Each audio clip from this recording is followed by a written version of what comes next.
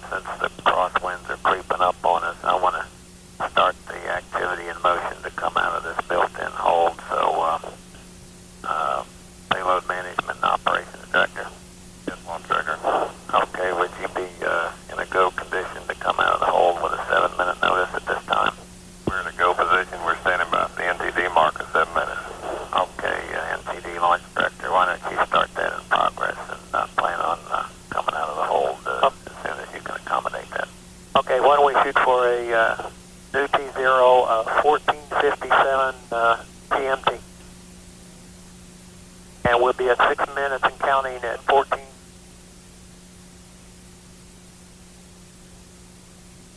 That's right. We'll be at the 6-minute mark to pick up the count at 1442. Copy. CLS and TD? Yeah, let's go. Okay, well, you set new T0 1457. Copy, 1457. CPVD, OTC. This is TVD. 959. Didn't work. This is Shuttle Launch Control at T-minus 9 minutes and holding. It appears the upper level wind situation is going to allow us to proceed on with launch. We are still in the discussion stage at this time. We are getting ready to go ahead and prepare to pick up with the launch countdown at the T-minus 9-minute mark. We do need an additional 7-minute warning is what discussion has been going on between the test director and the launch director. Time is needed to run a status poll of various management, make sure that no system has any reason that they cannot proceed on with launch today. And in addition, the inertial upper stage computers are switched to the flight mode at launch minus 11 minutes. So there's another couple minutes that are needed prior to coming out of the T-minus 9-minute hold. Go ahead. Okay, should we plan to hold at 5? No, sir. I copy.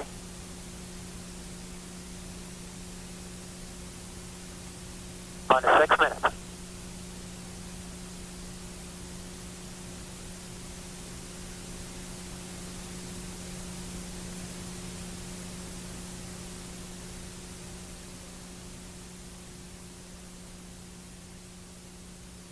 And at this time, the mission management team is conducting a poll of the team members.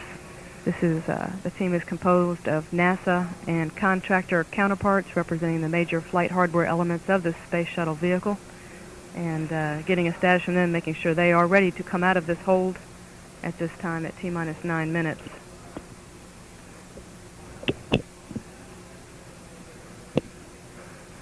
The new T0 time would be 9:57 a.m. Eastern Time.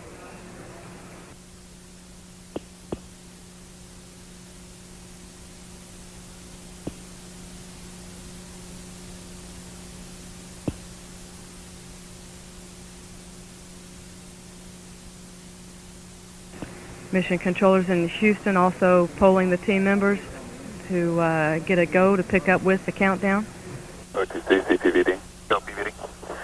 We can give you 959, 960, 962, 61, and 63 are not performed. Copy that. Team 2C.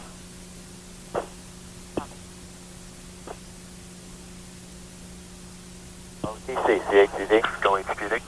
Okay, I can give you step 1005 now. 1005, copy.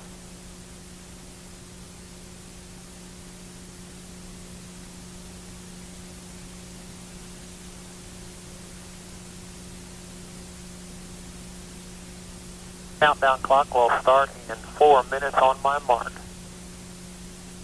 3, 2, 1, mark. Launch director, op manager, 161. Launch director, go ahead. Yes, sir. The mission management team is polled, and you're go to continue to count for launch. I copy. Thank you, sir. And MTD, when you're ready to come out of the hold, on your mark. NTD copy. JRPS, OTC. JRPS, Yeah, another recorder. And we did get the go from Mission Management Team Chairman Bob Crippen, who has polled the team members and has given his final go to pick up with the launch countdown and press on toward launch today. Countdown clock will be picking up in just a couple of minutes. CISL. Go ahead. SRB power up complete. Copy. Count clock will pick up in 3 minutes on my mark. 2, 1, mark.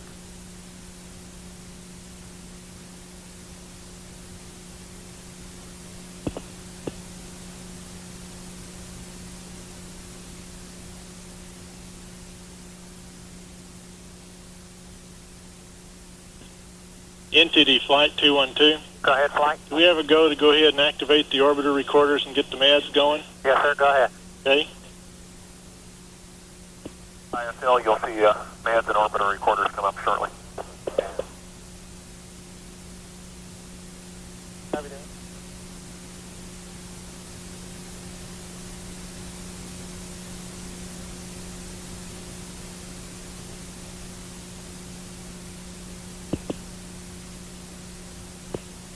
The countdown clock will start in 2 minutes on my mark.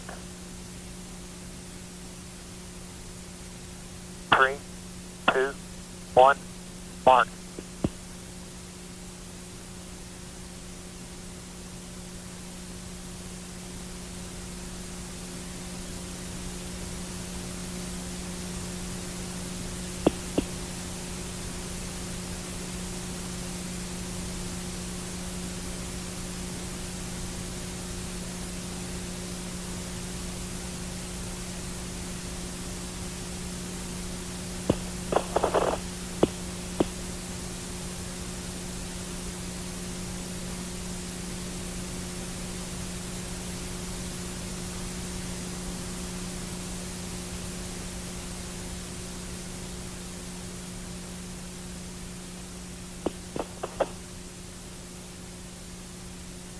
The countdown clock will pick up in 1 minute on my mark. 3, 2, 1, mark.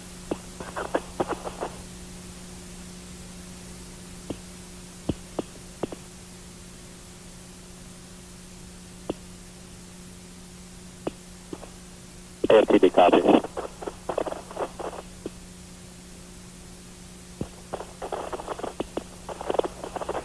NTD ITD. Just a few minutes away now from picking up with the countdown. Copy.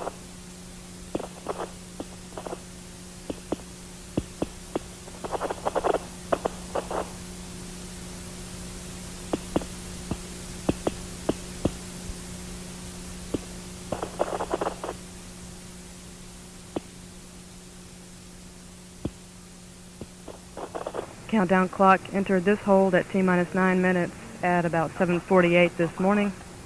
Standing by now momentarily to resume at T-minus 9 and counting. 1, mark.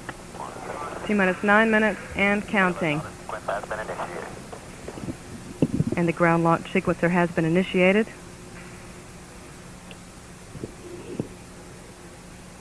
ISL. Go ahead, ISL. Recorders are activated. No problems observed. Copy, thank you.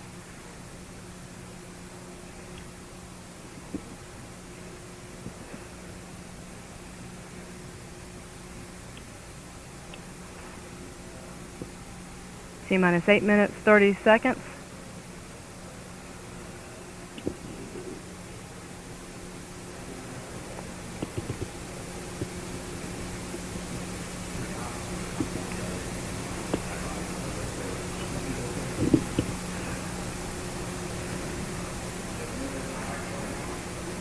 Flight OTC, proceed with the transmission of SPC 10101 to 12101.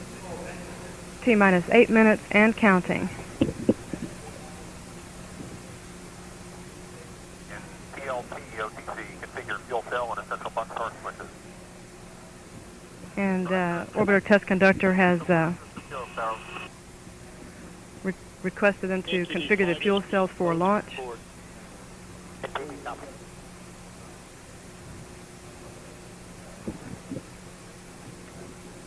Coming up on T-minus 7 minutes, 30 seconds, and counting. Go for OAA retract. And we have a go for orbiter access arm retract. Arm is being retracted back into the launch configuration. This arm can be extended in just a few seconds if necessary.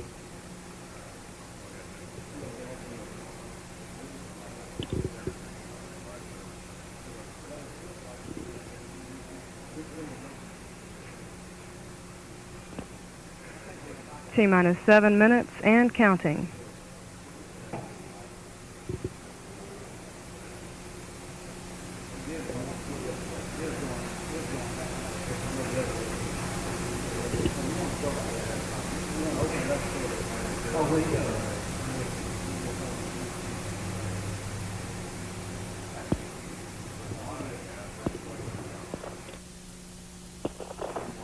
At T-minus 6 minutes, the orbiter test conductor will give pilot Blaha a go to perform the auxiliary power unit pre-start.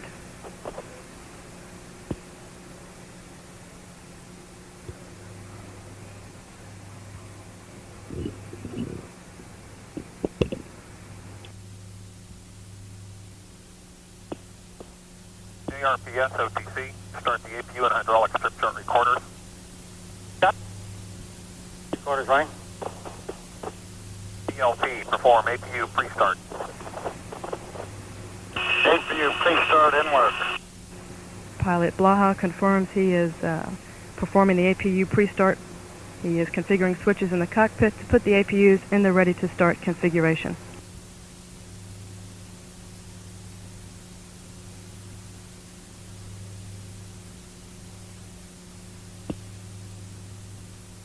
OTC APU pre-start is complete. T-minus 5 minutes, 30 seconds. Mission Control has transmitted the signal to start the flight recorders.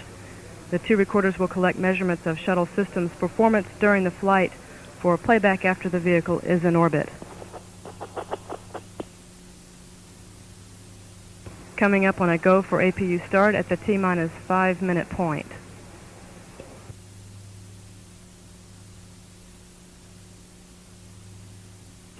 T-minus 5 minutes and counting.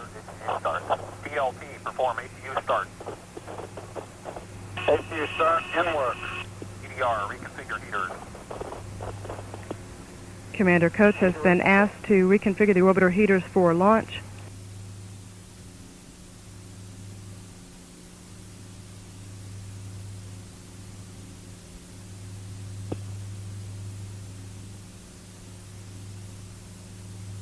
T-minus 4 minutes, 30 seconds, and counting.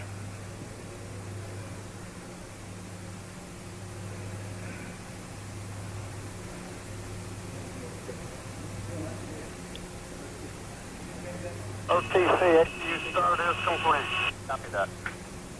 Pilot Blaha reporting the APU start has been completed.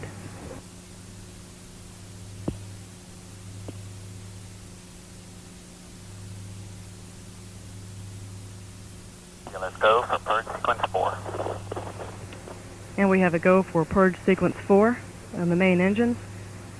The valves on the main engines are being opened to allow liquid hydrogen to circulate in the engine's nozzles and turbo pumps to condition the engines for starting. This conditioning takes approximately 3 minutes, and at the 1 minute point in the count, an engine ready indication will be given.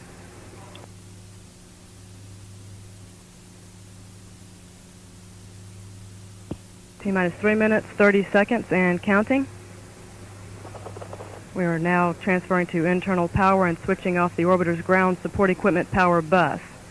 At this point, Discovery is running off its onboard fuel cells.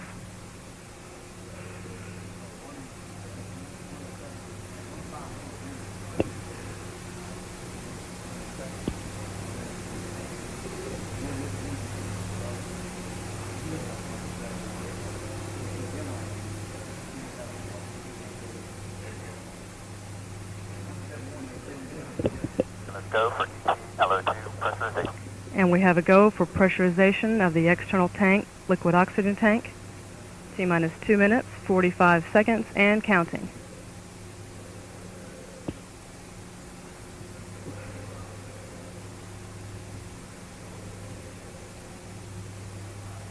TLT, clear caution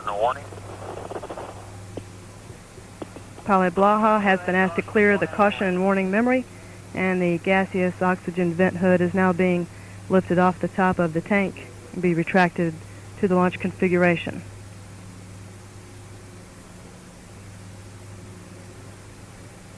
At T-minus 2 minutes, the flight crew will be instructed to close their visors.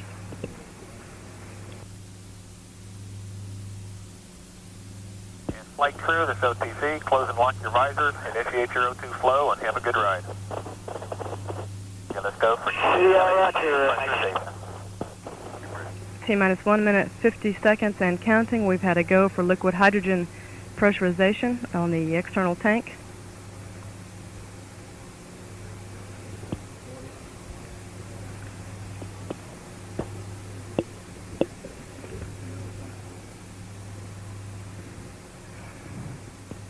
Minus 1 minute, 30 seconds. 1 minute, 30 seconds now from the launch of Discovery and its 5-member crew.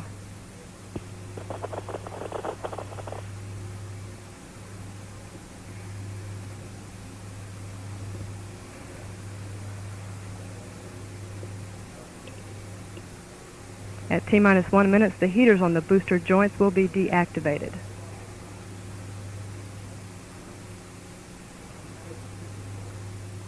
Minus 1 minute.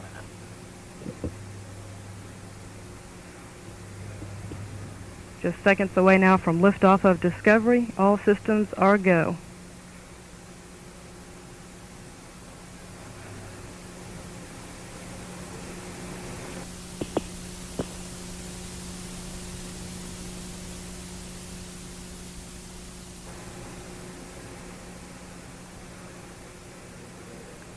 Coming up on T-minus 31 seconds. Go for auto sequence start. We have a go for auto sequence start. Discovery's 4 redundant computers have primary control of critical vehicle functions for the remainder of the count.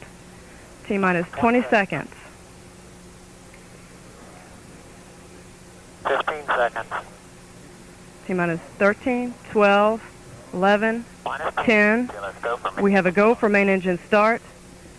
6, 5. We have main engine start. 3, 2, 1. SRB ignition and liftoff. Liftoff of STS-29 as Discovery clears the tower. roll program. Roger, roll, Discovery. Mission Control, Houston. Good roll program confirmed.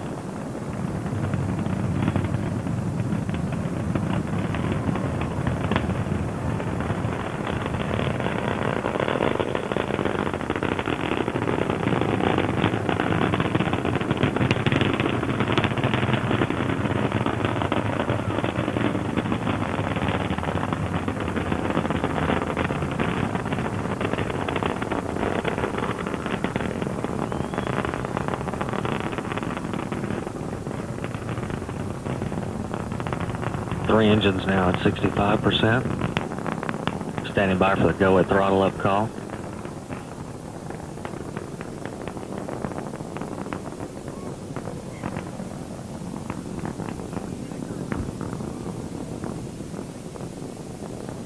Discovery, go at throttle up.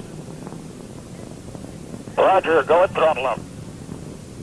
Mission Control, that call means all systems are performing well as the shuttle main engines have resumed their firing at 104% of rated thrust. Relative velocity now 2,400 feet per second. Climbing at a rate of 1,700 feet per second. Downrange distance 11 nautical miles.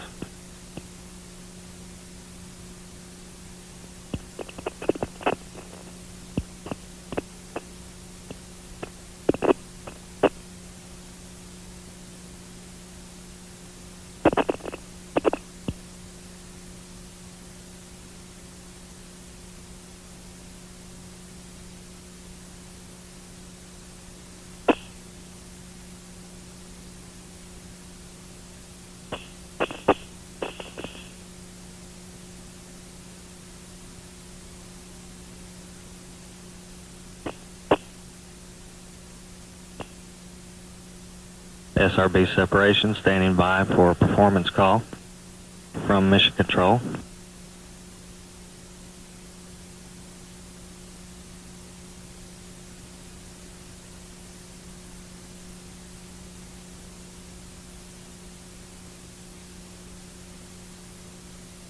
Discovery, performance nominal. Roger, nominal performance.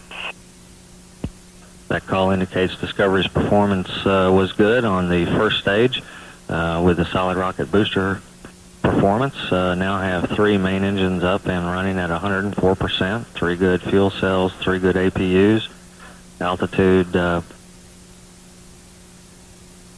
250,000 feet, relative velocity 5,300 feet per second.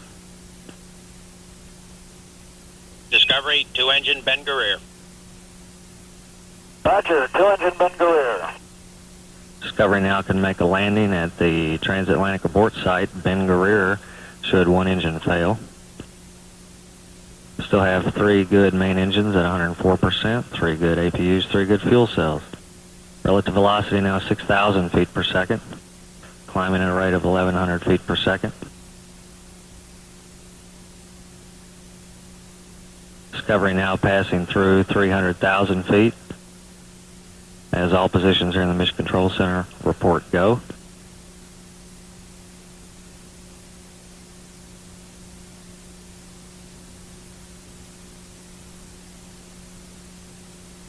Discovery, negative return. Roger, negative return, John. The call indicates Discovery can no longer make a return to launch site abort.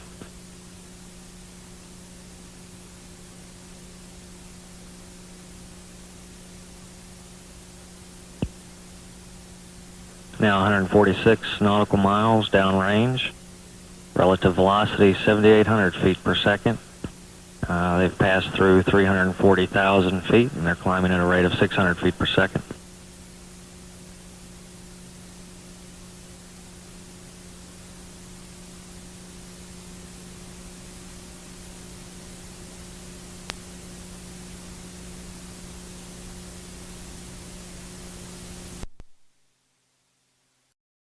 Velocity 9,100 feet per second.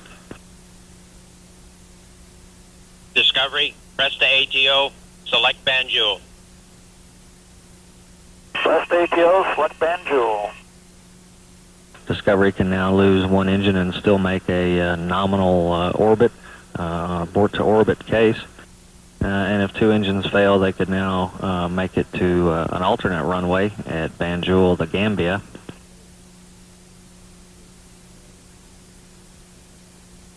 And we still show 104% on all 3 main engines. Group Banjul, 109. Roger, Group Banjul 109. And you're pressed to MECO. Roger, press the MECO. Discovery now can achieve nominal main engine cutoff targets should she lose one engine. 3 up and running at 104%. Fuel cells producing 7.5 kilowatts. APUs at the proper temperatures and pressures and speeds. Downrange now 317 nautical miles. Single engine Banjul, 104. Single engine Banjul 104. Discovery can now reach Banjul if 2 main engines should fail, and that would be at 104% power level rating for the remaining engine. However, we still have 3 good engines. Still climbing at a rate of about 70 feet per second. Downrange distance 380 nautical miles.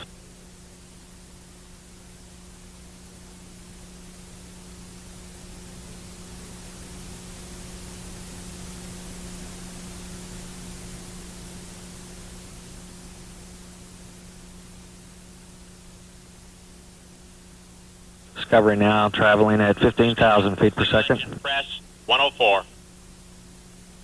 Single engine press 104.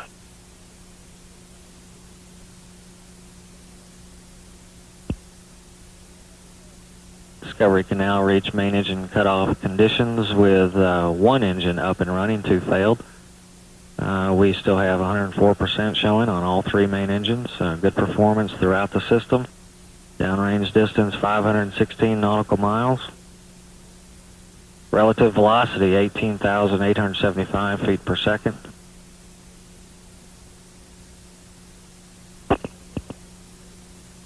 Now reached 3G throttling on all three main engines as expected, and we're standing by shortly for main engine cutoff.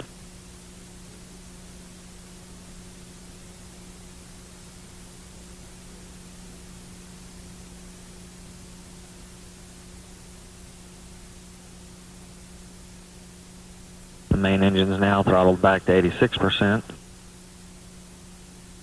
Relative velocity 22,200 feet per second.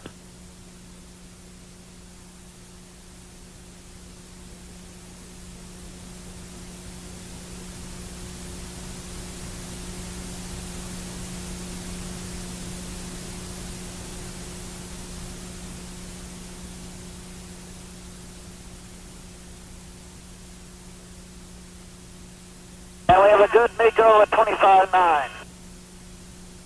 Roger, MECO 25.9.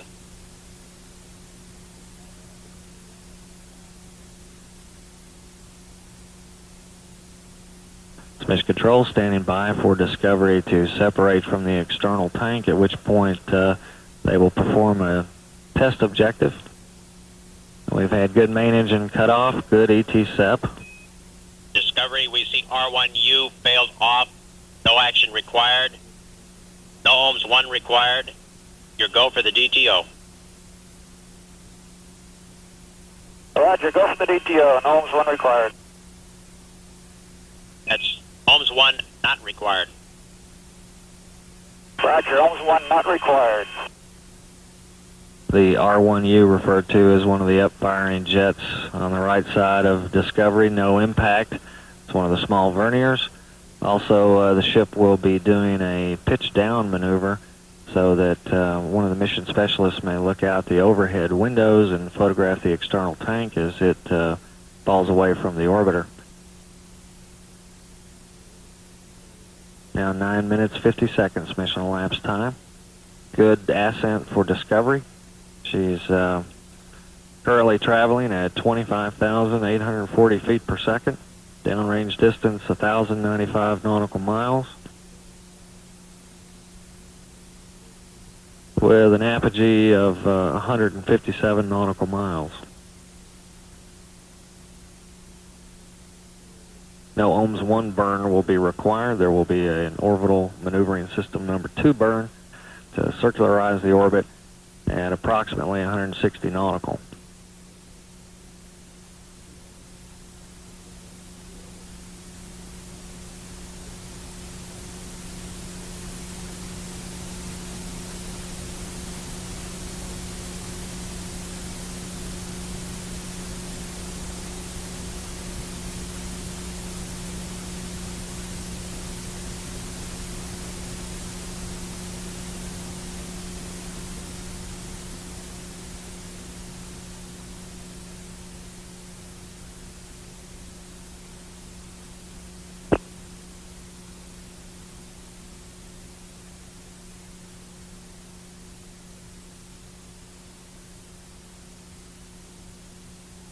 Discovery Houston, we're with you through Tetris.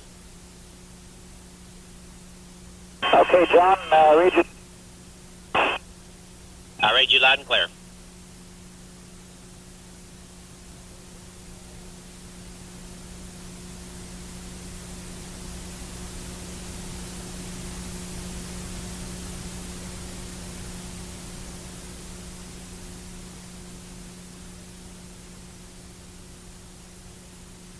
This is Mission Control Houston. We've had our first acquisition of signal through the Tracking and Data Relay Satellite East. Discovery heading into a circular orbit about the Earth of 160 nautical miles. They've performed a DTO on the way up to photograph the external tank as it's separated from Discovery. All systems clean as a whistle, no reports in Mission Control of any systems anomalies at this point. All looks well here about 12 minutes 14 seconds into the flight.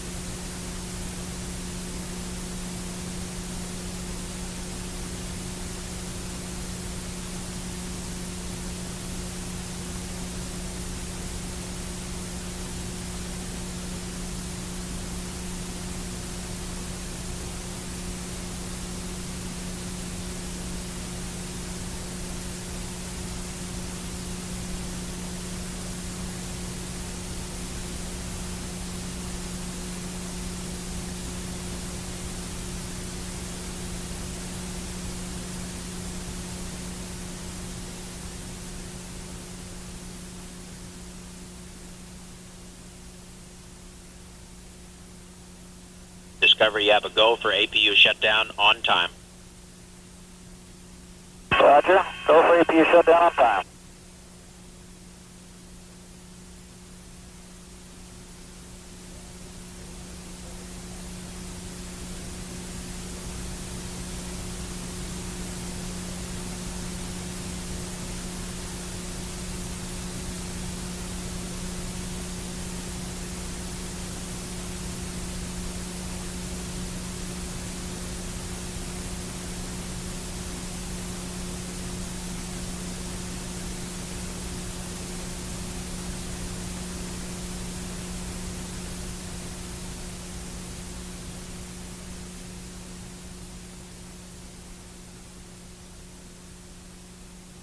Mission Control at 15 minutes mission elapsed time.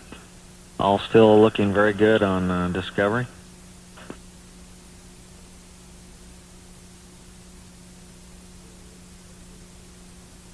Discovery Houston, we see you've stopped your maneuver. We're wondering how the view of the tank is, and also whenever you're ready, you can give us a debris report. Okay, stand by, John. That debris report is a planned report from the crew on the kind of debris they saw accumulating on their windows on the way up. Okay, John, Jim's getting some real good pictures of the tank through the overhead. We can see it pretty well, and we think we're going to get some good pictures of it here. That's good.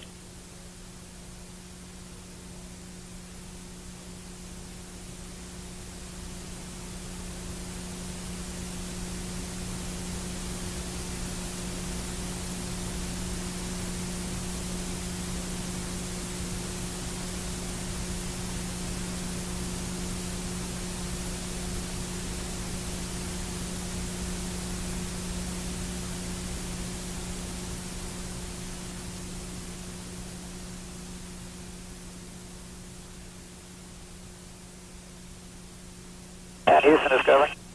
Go ahead, Mike. Okay, quick observation here. We saw a few things come off in first stage at about 50 seconds and make some smears on the windows. Look kind of like the tapes, the movie tapes that Don McMonagle had showed us of the butcher paper stuff coming off and hitting the windows. Of course, as soon as the SRBs came off, it left a haze over all the windows, and then the sun angle was such that on my side I couldn't see out at all. Now that we're pointed down toward the earth, it's just beautiful. We can see a few smudges on the windows from looks almost like bug smudges. And if you look out the side where the window, where the sun is on the angle just right, you can see that the haze is there, but it's not too bad. We copy all that. Are most of the smudges on the two forward windows or on the side windows as well?